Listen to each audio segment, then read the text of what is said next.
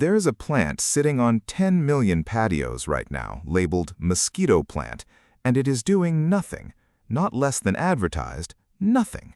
People put it by the door, sit beside it all evening, and get bitten exactly as much as before they bought it. And even if it worked, you would still be fighting the wrong war.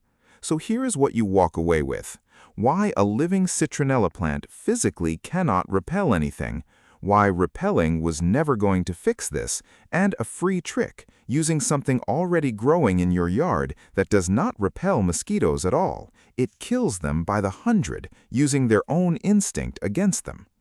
Start with the plant because the failure is mechanical.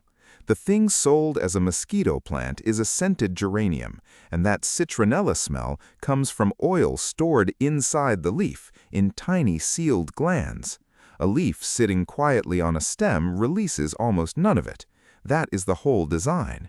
The oil stays locked up until something crushes the leaf.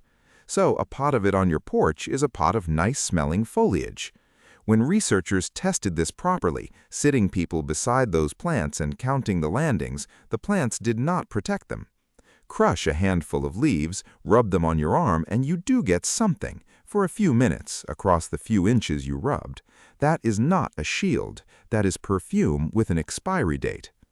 Now the bigger problem, and this is the part that changes everything. Repelling is damage control.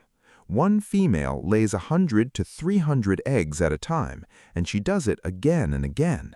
The mosquitoes biting you tonight are survivors of a batch that hatched last week, very close to where you are standing. Because these backyard biters are poor flyers, most live and die within a couple of 100 meters of where they were born. So this is not drifting from the woods or the pond down the road, it's your yard. And a problem you are producing is a problem you can switch off. So where is it coming from?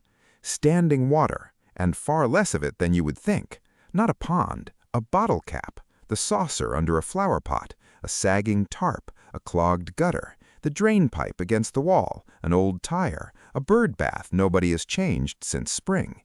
Eggs go in, and in warm weather they're biting adults in about a week, which gives you the only number that matters, 7 days.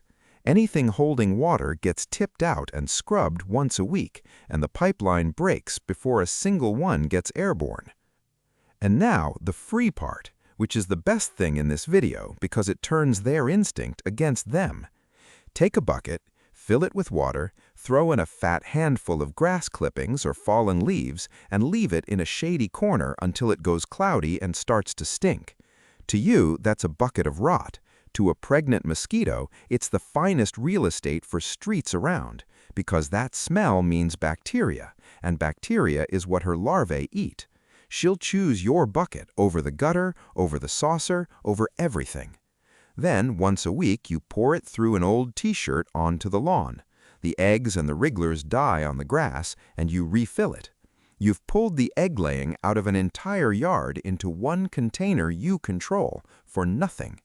And if you want it to do the killing for you, a mosquito dunk turns that bucket into a permanent trap for pennies a week. It's a bacteria that affects only mosquito larvae, harmless to pets, birds, fish, and bees. But the bucket and the weekly pour is free, and it works. To be fair to plants, one of them earns it. Oil of lemon eucalyptus is the only plant-derived repellent health agencies list alongside the synthetics. But notice what that is, an extract, refined and bottled, applied to your skin, not a decoration by the door. So that's the whole story. The mosquito plant cannot release what's locked inside its leaves.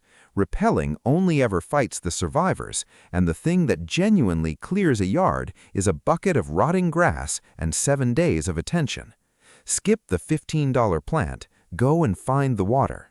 Send this to whoever swears by the one on their porch, and I'll see you in the next one.